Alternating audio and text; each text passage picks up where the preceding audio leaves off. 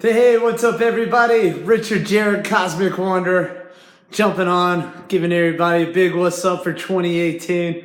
Hope everybody's been doing real well. Cryptocurrencies are just nuts, man.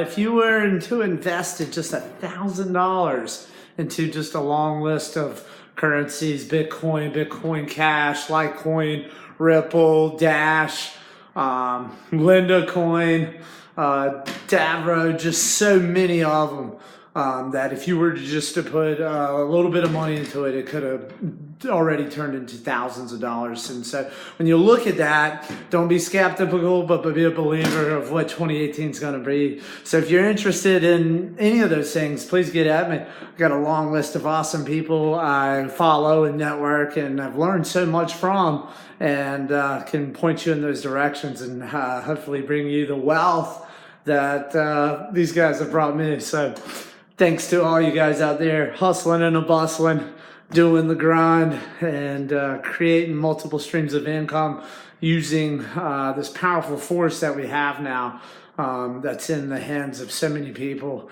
And it's not only going to trickle down to everybody in these advanced countries, but everybody throughout the world. So it's just a prime example of awesome stuff's going on, and even better things are to come despite all the bad stuff that goes on in the world. And as long as this thing keeps shifting like it is, you're going to see more good than bad.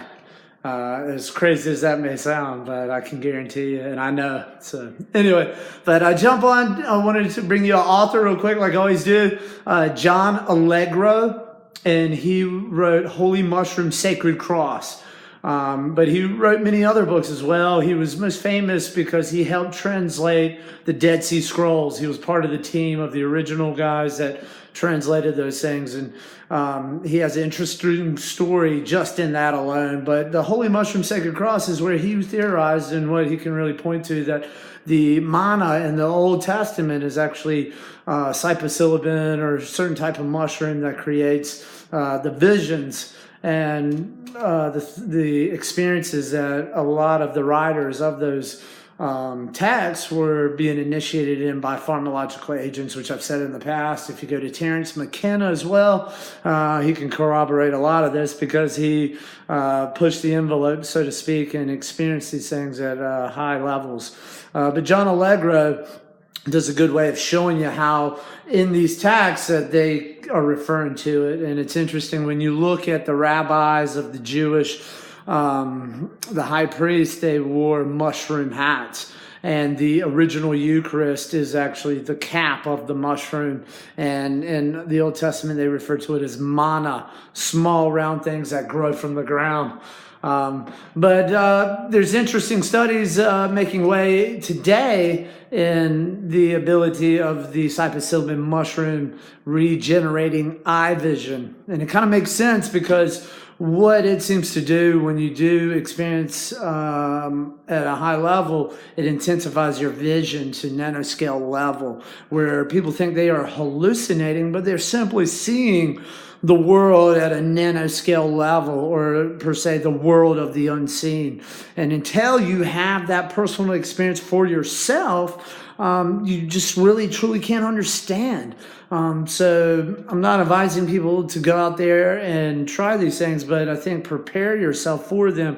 And when you are prepared enough to have those experiences, then you can benefit from them and actually see and make sense of where the real history and how the perversion took place, and how we've been separated from that, and how that's all changing now, because we're living in the Aquarian age.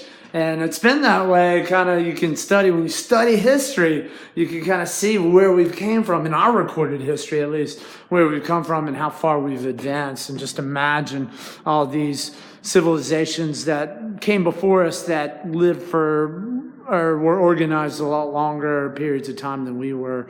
And so it's it's amazing that we still have a lot of those things here for us to look at. And with Google Earth, while I'm doing research, I like to go to those places and see if I can't travel there, which gives me better understanding. And so I hope that helps you guys out a lot. Main thing is jump on, look up John Allegro. You get all his books on Kindle, really cheap, some free. If you go on YouTube, you can find audios of people reading it free, and those are crucial. It's awesome. You can just start plug it in and seeing what people knew before the internet was even around. And you can, his story is pretty profound, especially when he was translating the Dead Sea Scrolls. He found a lot of opposition after he had translated it. They do not want him to let him out. And he fought tooth and nail to get it out there. And then because of his determination and his,